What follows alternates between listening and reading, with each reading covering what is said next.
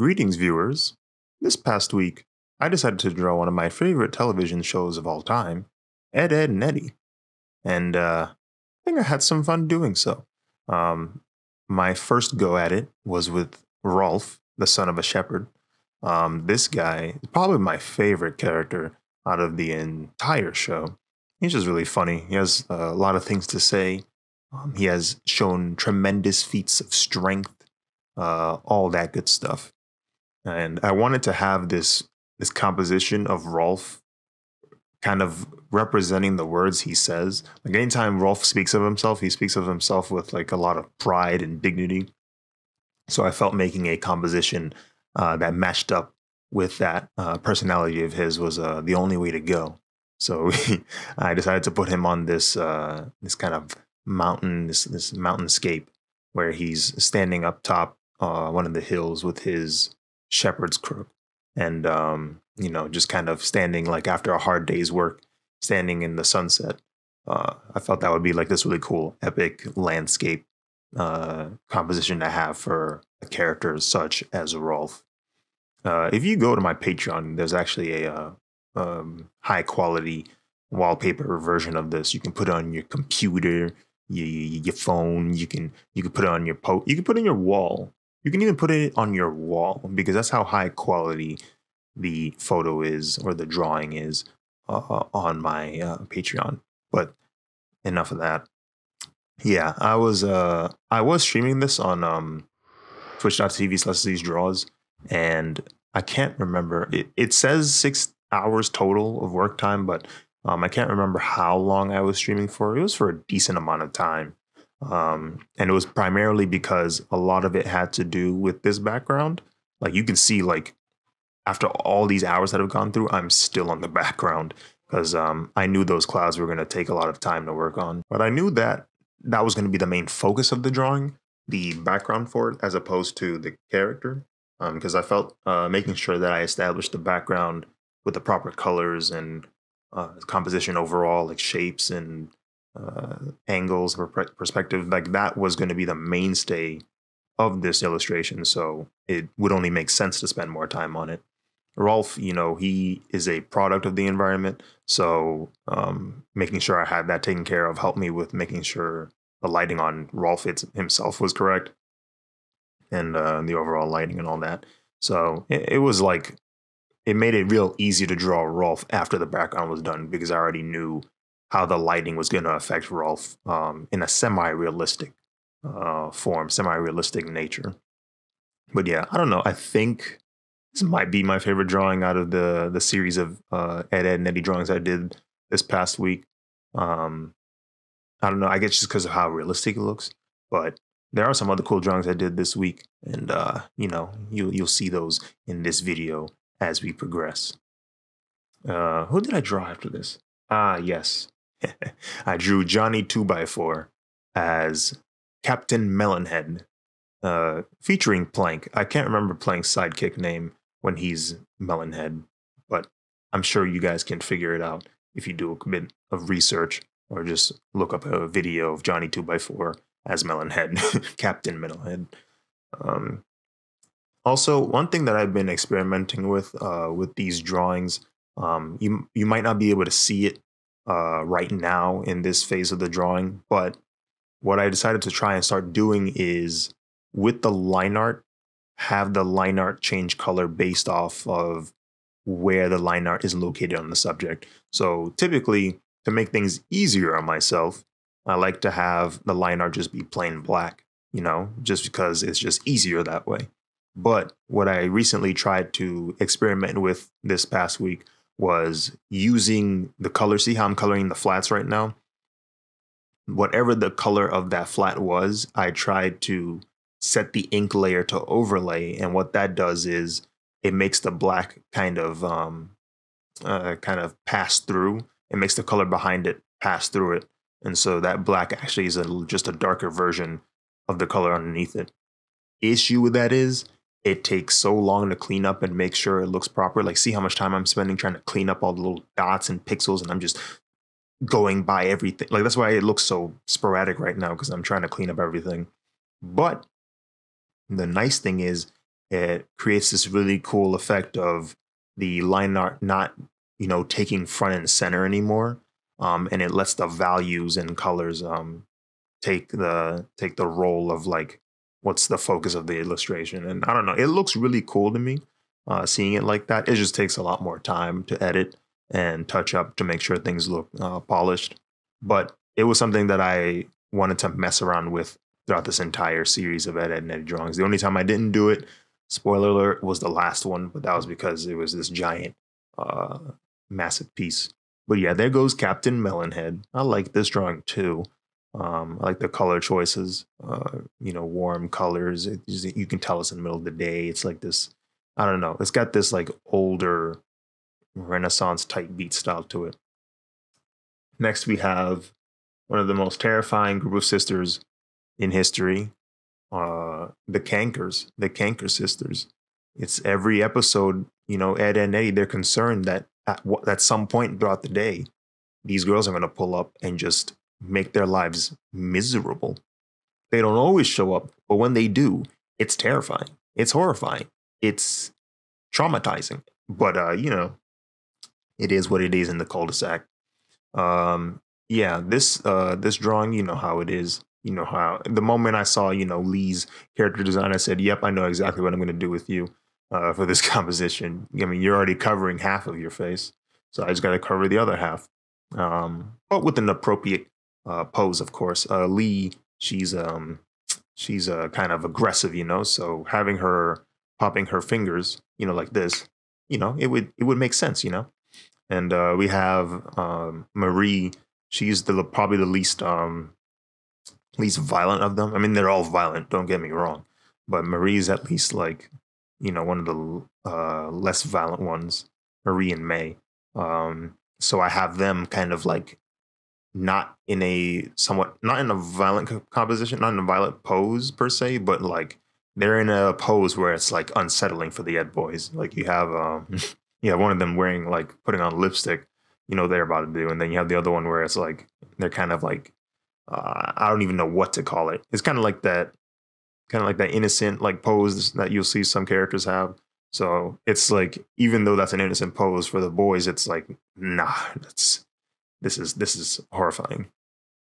Also, what I tried to do here a little bit was do some ambient occlusion, I believe is how you pronounce it. I can never pronounce the word ambiance or ambient, or I don't know how it's pronounced. I've heard both and I'm upset. But anyway, yeah, I wanted to have that included. Added some flushing of like the blood inside, like underneath the skin, things that like I've noticed on skin color, just things I tried to apply in here. I wanted to go for like I think it's called dusk, like a dusk setting right here. And then finally I added some green.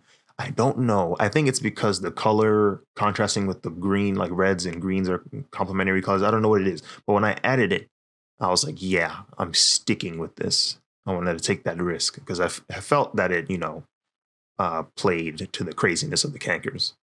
Next drawing, I drew the cool kid on the block, the cool kid in the cul-de-sac, Kevin, featuring Naz. I wanted to make sure I had all of the main characters from Ed, Edd n Eddy integrated into this week of drawings in some way, shape, or form. So we already got Rolf, Johnny, and Blank, and then the Canker sisters, and now we got Kevin, followed by Naz. She's on the bike with Kevin.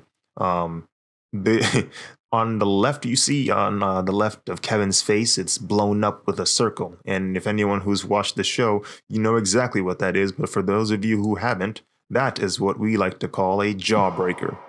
Now, the jawbreakers in real life are nowhere near as cool or giant as the ones in the show. But I wanted to play with that and have Kevin just, having a giant jawbreaker in his mouth that it's like so big that it's making his cheek protrude to such a absurd, unrealistic level. And then, of course, we got his bike. Using this bike, it reminded me of like my industrial design background, my industrial design like studying in college. We learned a lot about how to draw in perspective, as well as constructing objects such as bikes and cars. So using that knowledge, using that skill set was really useful for this composition. His bike is still a little bit off in proportion, but drawing stuff like that isn't the easiest. So that's why that's the case. Here we have some slightly lower value shading. It's not like high contrast like I usually do. It's just me experimenting with colors yet again.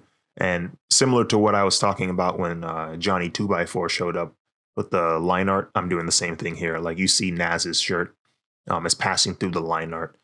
It's a really bright color, so the overlay effect causes that dark line art to be brighter. And it's just, just continuing like experimenting with stuff like this. And it kind of gives off this very like warm, serene, and I don't know, nice like cozy vibe. I don't know how to explain it. I'm more of a visual person. I'm better with visuals than I am words, but it is what it is. Here we have Kevin riding his bike with Naz behind him, and he's probably yelling dorks or something of that nature while Naz is waving at said dorks.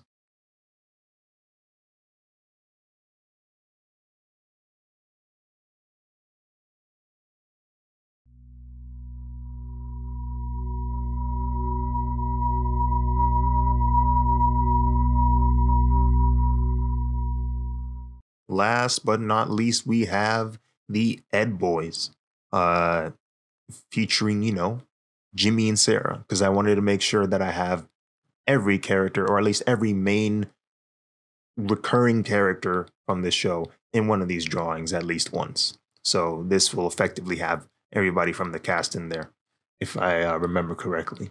Yeah.